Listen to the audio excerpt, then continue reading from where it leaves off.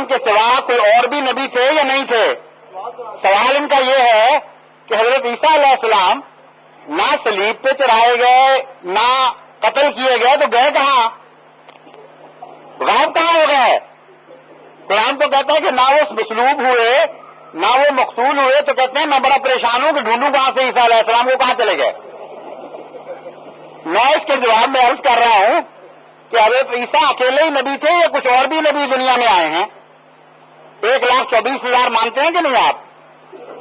ان میں سے بھاری اکثریت ایسی تھی نا جو نہ قتل ہوئی نہ صلیب پر چڑھائی گئی، مانتے ہیں کہ نہیں؟ مانتے ہیں نا کہ اکثر نبی نہ صلیب پر چڑھائے گئے نہ قتل ہوئے، تو جہاں وہ گئے وہیں الٹیسا چلے گئے۔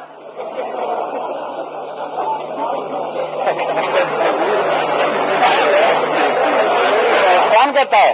قرآن کریم کہہ رہا ہے۔ مولوی تو کہتا ہے آسمان پہ چڑھائے گئے۔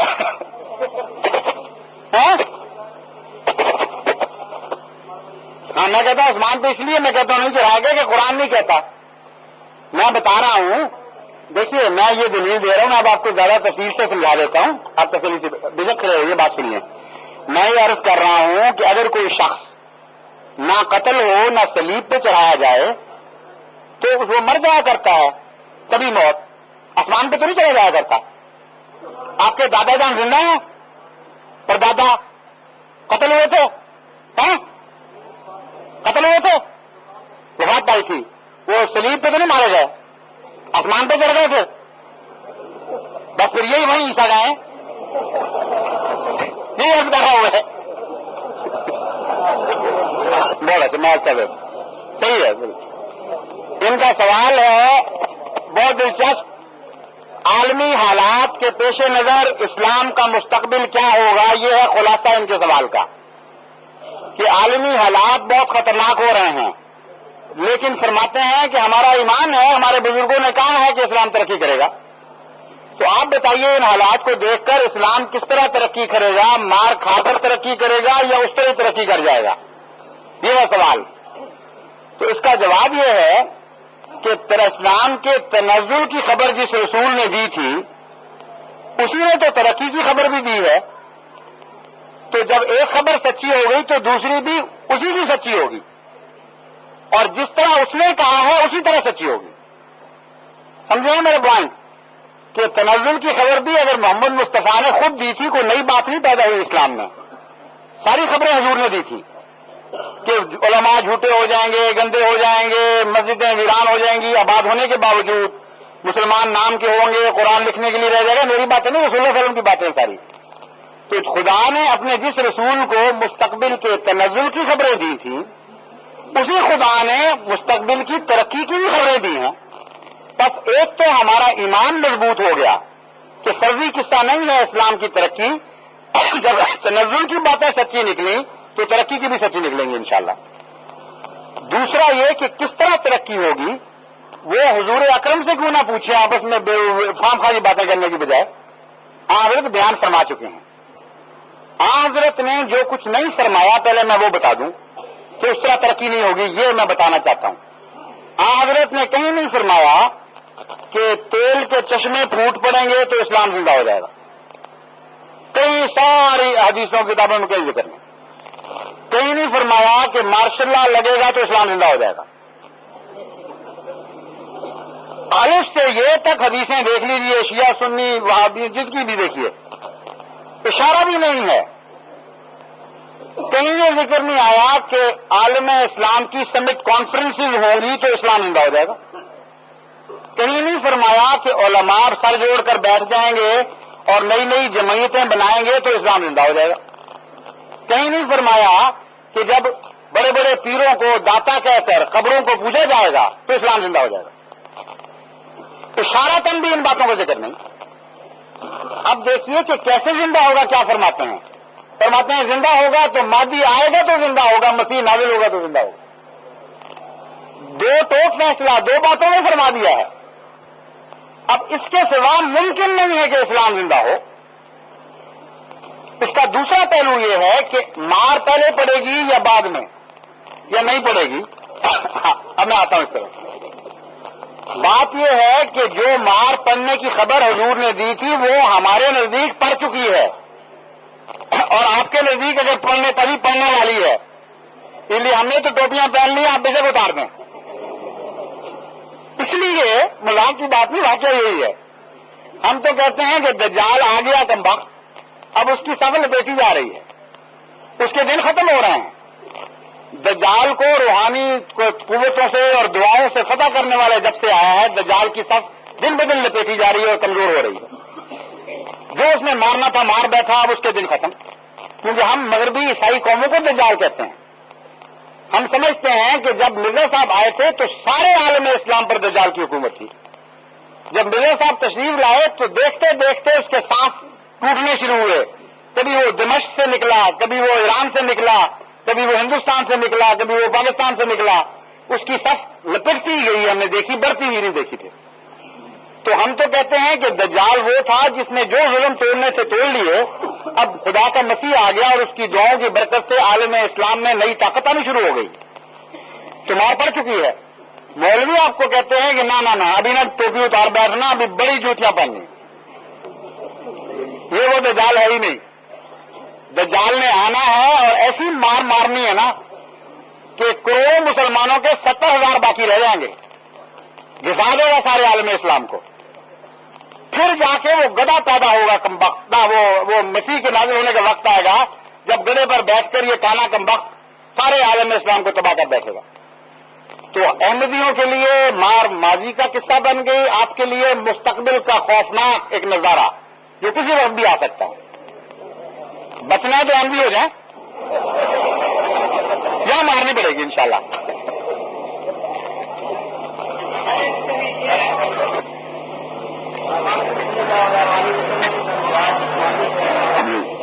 جی میں یہ اس لیے پوچھ رہا ہوں کہ بعض دفعہ بعض احمدی دوست اثر ڈالنے کے لیے سوال کر دیتے ہیں خود، تو میں یہ نہیں چاہتا کہ آپ کے ساتھ یہ ناانصافی ہو۔ یہ صرف غیر احمدیوں کو موقع دیا جا رہا ہے، غیر احمدی سوال کریں یا احمدی سے کروائیں تو میں جواب دوں گا۔ اب سنیے اس کا جواب، بڑا اہم سوال ہے، ویسے بہت بنیادی ہے۔ فرماتے ہیں کہ باقی مسلمان فرقے یہ تسلیم کرتے ہیں کہ حضرت محمد مصطفیٰ صلی اللہ علیہ وسلم کا معراج جسمانی تھا اور آپ روحانی مانتے ہیں، تو بتائیے کون سی بات سچی ہے؟ میرا جواب یہ ہے کہ یہ سوال درست نہیں۔ جو مسلمان فرقے رسول اللہ صلی اللہ علیہ وسلم کا جسم ہی نہیں مانتے، وہ جسمانی معراج کس طرح مان سکتے ہیں؟ جو مسلمان فرقے جسم مانتے ہی نہیں، قتل و غارت ہو رہی ہے، لڑائیاں ہو رہی ہیں، مسجدیں گالیاں دے رہی ہیں ایک دوسرے کو، وہ جسمانی معراج مان ہی نہیں سکتے۔ جس کا جسم ہی نہیں اس کا جسمانی معراج کہاں سے ہو گیا؟ تو وہ ہمارے ساتھ متفق ہے اس بات میں کہ روحانی معراج تھا۔ سمجھ گئے نا بات ایک؟ اب باقی رہ گئے ہیں صرف اہل حدیث اور دیوبندی جو جسمانی مانتے ہیں، کیونکہ ویسے ہی جھگڑا ان کا جسم اور بشر اور نور پہ پہلے ہی چلا ہوا ہے، اسی قسم کی ایک جھگڑا یہ بھی ہے۔ وہ کہتے ہیں بشر تھا، جسمانی معراج تھا، وہ دوسرے کہتے ہیں نور تھا اس لیے نورانی معراج تھا، روحانی معراج تھا، جسمانی ہو ہی نہیں سکتا۔ اب احمدی کیا کہتے ہیں، اور ہمارا فیصلہ سنیے بیچ میں سے۔ ہم یہ کہتے ہیں کہ آن حضرت صلی اللہ علیہ وسلم کا یہ ایک عظیم روحانی معراج تھا، جسمانی نہیں تھا، کیونکہ روحانی دنیا کی باتوں کے لیے روحانی معراج ہوا کرتے ہیں۔ اگر جسمانی دنیا کی باتیں ہوں تو جسمانی معراج ضروری ہے۔ اگر خدا جسمانی ہے تو معراج جسمانی تھا، اگر خدا روحانی ہے تو معراج روحانی تھا۔ پہلے یہ فیصلہ کرو کہ خدا کیا ہے تمہارا۔ روحانی خدا کی طرف جسمانی معراج ہو ہی نہیں سکتا، جسمانی آنکھ روحانی وجود کو دیکھ ہی نہیں سکتی۔ خدا تعالیٰ فرماتا ہے لا تدرکہ الابصار وہو یدرک الابصار وہو اللطیف الخبیر۔ جھوٹ کہتے ہیں جو کہتے ہیں کہ آنکھیں خدا کو دیکھ سکتی ہیں، یہ ظاہری آنکھیں نہیں دیکھ سکتی۔ وہ یدرک الابصار، وہ آنکھوں کو دیکھتا ہے۔ کیسی عظیم شان ہستی ہے۔ تو جو اپنی ذات کے متعلق یہ اثر دکھا رہی ہو، یہ اظہار فرما رہی ہو، اس روح کی طرف جسمانی معراج کا معنی ہی کوئی نہیں بنتا، وہ تو ہر جگہ ہے۔ پھر خدا کی طرف سے ایک جگہ سے چھوڑ کر دوسری طرف کس خدا کی طرف گئے؟ وہ خدا تو حضرت ہر وقت محمد مصطفیٰ کے ساتھ رہا کرتا تھا، وہ تو آپ کی رگ جان سے قریب تھا۔ مسیح موعود علیہ السلام نے اس مسئلے کا حل عظیم الشان فرمایا ہے۔ آپ فرماتے ہیں عرش کسی دوسری جگہ کا نام نہیں تھا، یہ علماء کے بعد کے زمانے کی علماء کی جہالت کے قصے ہیں۔ وہ عرش جہاں خدا جلوہ گر ہوا وہ خدا کی قسم محمد مصطفیٰ کا دل تھا، وہی دل تھا جہاں معراج ہوا محمد مصطفیٰ کا، اور اسی دل پہ خدا نے اپنی ساری تجلیات دکھائیں، اسی دل پہ وہ نازل ہوا ہے۔ اس لیے یہ معراج قلب محمد مصطفیٰ کا معراج ہے۔ اس کا ثبوت قرآن کریم میں اللہ تعالیٰ کی طرف سے یہ ملتا ہے، فرماتا ہے ما کذب الفؤاد ما رأى، دل محمد نے جھوٹ نہیں بولا جو اس نے دیکھا۔ فؤاد دل کو کہتے ہیں، محمد کے دل نے جھوٹ نہیں بولا جو اس نے دیکھا۔ اس مسیح موت کی بات کوئی قصہ نہیں ہے، قرآن پر مبنی ہے۔ تو عرش خداوندی محمد مصطفیٰ کے قلب پر نازل ہوا تھا، اور اس دل نے جو جلوے دیکھے تھے اسی کا نام معراج ہے۔ جلوے بھی ظاہر کرتے ہیں جو مسلمہ ہے سارے مسلمانوں کو کہ وہ جلوے ہیں ہی روحانی، وہ جسمانی ہو ہی نہیں سکتے۔ مثلا ان جلووں کی روایت جو ہمیں ملتی ہے ان میں ایک بات یہ نظر آتی ہے کہ حضور اکرم صلی اللہ علیہ وآلہ وسلم کو ایک بڑھیا ملی روحانی سفر میں، میں یہ کہہ رہا ہوں اور ابھی ثابت ہو جائے گا کہ روحانی سفر تھا، جسمانی نہیں تھا۔ ایک بڑھیا ملی اور اس نے 3 پیالے آپ کی خدمت میں پیش کیے، ایک دودھ کا، ایک پانی کا اور ایک شراب کا۔ یہ پڑھا ہوا نا آپ نے؟ حضور نے دودھ کا پیالہ قبول فرما لیا اور پانی بھی رد کر دیا اور شراب بھی رد کر دی۔ جبرائیل نے کہا کہ یا رسول اللہ آپ نے درست فیصلہ فرمایا، بہت پکیلا فیصلہ۔ یہ بڑھیا دنیا تھی، تمام مخلوق گویا بڑھیا بن کے اس وقت سامنے پیش ہوئی۔ اگر یہ جسمانی مانا جائے تو کیا حضرت ابوبکر صدیق اور حضرت علی اور نعوذ باللہ من ذالک سارے بزرگ اور وہی شیطان بھی اور ابو جہل بھی بڑھیا بن گئے تھے اور زمین غائب ہو چکی تھی اور بڑھیا بن کے وہ سارے رسول اللہ صلی اللہ علیہ وسلم کے سامنے یہ بات پیش کر رہے تھے؟ آپ کی عقل تسلیم کرتی ہے اس بات کو؟ کوئی نہیں سکتی یہ بات۔ اس نظارے نے بتا دیا کہ یہ روحانی نظارہ تھا۔ بڑھیا خواب میں دنیا بن سکتی ہے، کشف میں بن سکتی ہے، ظاہر میں نہیں بن سکتی۔ اور صحابہ کرام کو کہاں لے جائیں گے اس دنیا، اس بڑھیا میں جو رسول اللہ صلی اللہ علیہ وسلم کو نعوذ باللہ آزما رہی تھی اس طرح؟ اگر کشف کا نظارہ اور روح کا نظارہ مانے تو پھر عظیم الشان تعبیر سامنے آتی ہے اور فرضی قصوں سے نکل کر آپ عجیب عظمت والی حکمتوں میں داخل ہو جاتے ہیں۔ وہ یہ مسئلہ بنتا ہے، یہ پیغام ہے امت محمدیہ کو اور رسول اللہ صلی اللہ علیہ وسلم کی شان کا بیان کہ دیکھو شریعت محمدیہ کا مقام پیش کیا گیا اس نظارے میں۔ پانی زندگی کے لیے ضروری ہے، سب مانتے ہیں، لیکن پانی پر ہی کوئی زندہ نہیں رہا کرتا۔ خالی پانی کے اوپر کون زندہ رہ سکتا ہے؟ اس کے بغیر مر بھی جاتا ہے۔ شراب سرور کے لیے ضروری ہے، شراب پی کے بڑے بڑے نقطے آتے ہیں۔ غالب کہتا ہے کہ میں شراب سے اس لیے پیتا ہوں کہ معرفت کے نقطے مجھے ملتے ہیں، مگر پاگل بھی کر دیا کرتی ہے، ہلاک بھی کر دیتی ہے، طاقت بھی دیتی ہے دماغ کو لیکن تباہ بھی کر دیتی ہے۔ ایک دودھ ہے جو کامل غذا ہے، ماں کے پیٹ سے نکلنے تک، قبر کے پیٹ میں داخل ہونے تک انسان دودھ کا محتاج رہتا ہے، اور اگر کچھ دوسری چیز نہ کھائے تو دودھ پر وہ کامل صحت کے ساتھ زندہ رہ سکتا ہے۔ تو اللہ تعالیٰ نے فرمایا کہ دوسری شریعتوں کے مقابلے کرتے ہیں محمد مصطفیٰ کی امت سے، یہ انہوں نے دودھ اختیار کیا ہے، یعنی کامل دین عطا ہوا ہے ان کو اللہ تعالیٰ کی طرف سے۔ اس کے بعد تمہیں کسی دوسری طرف دیکھنے کی ضرورت نہیں، تمہاری ساری ضرورتیں اس دین نے پوری کر دی ہیں۔ یہ پیغامات ہیں عظیم الشان، ان کو چھوڑ کر تماشے بنانے کے لیے خام کھا کے ایک گھوڑا بنا لیا، اس کے اوپر چڑھ کے، یہ فرضی قصے رسول اللہ صلی اللہ علیہ وسلم کی عزت افزائی کا موجب نہیں بلکہ گستاخی بن جاتے ہیں، خدا کی گستاخی بن جاتے ہیں۔ خدا کے واسطے ان کہانیوں سے نکلے، عظمتوں کو پہچانے محمد مصطفیٰ کی۔ اب اور سنیے اگلی بات کہ عرش پر جہاں حضور جاتے ہیں، جہاں جبرائیل بھی نہیں پہنچتا، وہاں دیکھتے کیا ہے؟ خدا کو کہاں دیکھتے ہیں؟ ایک بیڑی لگی ہوئی ہے وہاں۔ اب بیڑی کا کیا تعلق ہے وہاں؟ وہ کر کے رہی تھی نعوذ باللہ اللہ بیر کھاتا رہتا ہے؟ نہ بندہ پھٹکتا ہے، نہ فرشتہ جاتا ہے، صرف خدا ہی رہ گیا نا باقی۔ تو خدا نے بیڑی کو لگائی ہوئی ہے وہاں۔ ظاہری کشف مانتے ہیں تو ظاہری بیڑی سمجھیں گے نا، پھر کسی جہالت کی بات ہے۔ لیکن جب روحانی کشف مانتے ہیں تو سنیے اس کا جواب، اور عقل دنگ رہ جائے گی کہ کتنا عظیم الشان پیغام ہے۔ عرب رواج تھا اور آج تک ہے کہ بیڑی کو بار کے طور پر استعمال کرتے ہیں۔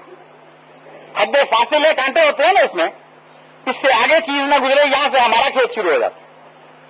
تو خدا تعالیٰ یہ پیغام دے رہا تھا کہ محمد مصطفیٰ وہاں تک پہنچے جہاں سے آگے خدا شروع ہو جاتا تھا اور مخلوق ختم ہو جاتی تھی۔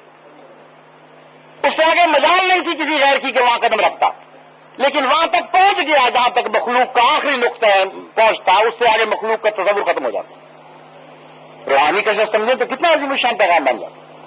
تو آپ کی مرضی ہے، دنیا کے قصے بنا کر جو مرضی کہتے رہیں، لیکن قرآن خدا کا کلام جو ہے وہ یہ بتا رہا ہے کہ ایک روحانی کشف تھا، اور محمد مصطفیٰ کی عظیم الشان شان اس میں بیان ہوئی تھی، غیر بے مثل شان بیان ہوئی تھی۔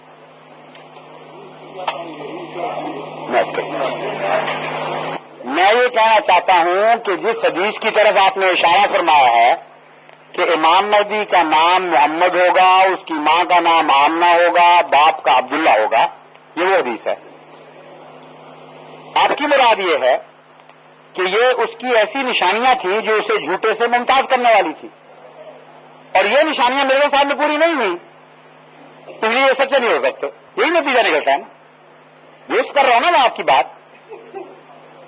اس کا دوسرا بھی ایک نتیجہ نکلتا ہے کہ اگر یہ امتیاز کرنے والی نشانیاں تھیں تو اگر کوئی شخص محمد نام کا ہو اور ماں کا نام آمنہ اور باپ کا عبداللہ ہو اور وہ دعویٰ کر دے کہ میں مہدی ہوں، تو آپ مان جائیں گے اس کو؟ اگر یہ حدیث قوی ہے اور پکی ہے آپ کے نزدیک اور یہ شرائط کافی ہیں تو مان جانا چاہیے نا پھر۔ اور ایسا مہدی پیدا ہوا، اگر آپ کو علم نہیں تو وہ مر بھی چکا، کانٹا مارا گیا اور امت محمدیہ نے اس کا بیج مار دیا ہے۔ اب اس کی قبر میں بیٹھ کے ماننے اس کو گیا مہدی مرحوم بیچارے، میں تجھے مانتا ہوں، دنیا مانے نہ مانے۔ کیسی بات کر رہا ہے جو جس کو ماننے کا دوسروں پر حق رکھتے ہیں منوانے کا، اپنے پر آپ کو حق نہیں کہ اپنے آپ کو تو پہلے منوا لیں۔ اس لیے آپ کے دل نے گواہی دے دی کہ یہ فرضی قصہ ہے یا کوئی اور مانے جو آپ کو سمجھ نہیں آئے۔ میں وہ مانے سمجھاتا ہوں ایک مثال کے ساتھ۔ میں ایک منٹ میں ابھی بتا دوں گا، آپ کی تسلی انشاءاللہ ہو جائے گی۔ تھوڑی دیر ٹھہریے، میں نے جو دوسرا اشارہ کیا تھا وہ پورا ہونے دیں۔ بات یہ ہے کہ حضور اکرم نے ایک اور رنگ میں اس مضمون کو سمجھا دیا ہے۔ امام مہدی کے تو ماں باپ کا ذکر کیا اور اپنے نام کا، اور مسیح کے انجام کا ذکر کیا اس کی صداقت کے نشان کے طور پر، اور فرمایا کہ جو سچا مسیح ہوگا وہ میرے ساتھ میری قبر میں دفن ہوگا۔ یہ نہیں کہا میرے قریب دفن ہوگا، یہ بالکل الفاظ نہیں، الفاظ حضور اکرم کے سنیے، فرماتے ہیں یدفن معی فی قبری، میرے ساتھ میری قبر کے اندر دفن ہوگا۔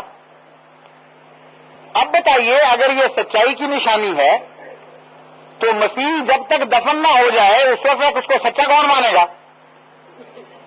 کہیں گے حضور یہ نشانی پوری نہیں ہوئی آپ کی۔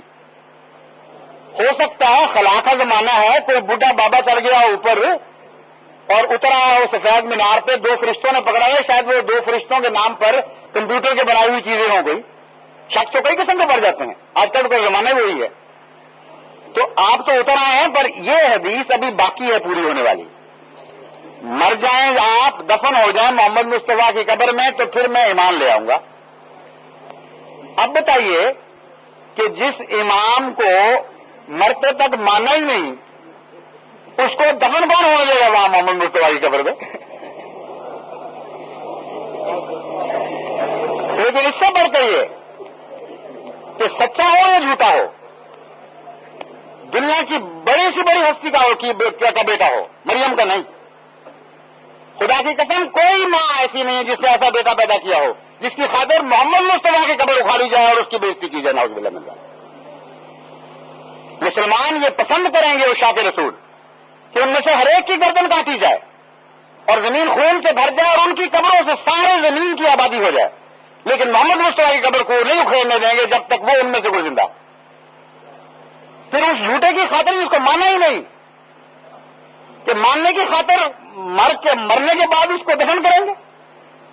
یہ تو پٹھانوں والا وہ مذہب ہے کہ ایک پیر صاحب چلے گئے تھے کہیں، تو وہ اس کے ساتھی تھے، ایک کو تو انہوں نے مار دیا، تو پیر صاحب کی باری آئی تو انہوں نے کہا کہ میں تو پیر ہوں، پیروں کی تو تم بڑی عزت کرتے ہو، ٹھیک ہے، ہمیں پیر کی تلاش تھی، تیرا مزار بنائیں گے اور پوچھیں گے تجھے۔ تو مسیح اگر وہاں ان پٹھانوں میں اترے پھر تو مان لیں ہم بات، تو تب ہم مانیں گے جب تیرا مزار بنے گا۔ اس لیے ایسی تمام باتیں جو حضور اکرم کی احادیث کو تماشا بنانے والی ہیں، بہت سنجیدگی سے سنیے، میں ان باتوں کی جہالت واضح کر رہا ہوں، حدیث کے اوپر نعوذ باللہ کسی قسم کا حرف نہیں لا رہا۔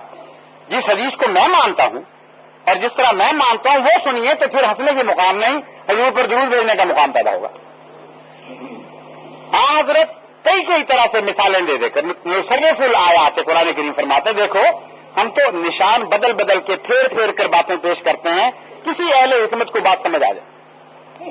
حضور فرماتے ہیں دو حدیثیں ہیں جن کو اوپر تلے میں پڑھوں گا پھر بات سمجھ آ جائے گی۔ ابن ماجہ میں حدیث ہے لل مہدی الا عیسیٰ، کہ مہدی کے بغیر عیسیٰ کوئی ہے ہی نہیں، اور تم دو وجود نہ سمجھتے رہنا، ایک ہی وجود کے دو نام ہیں۔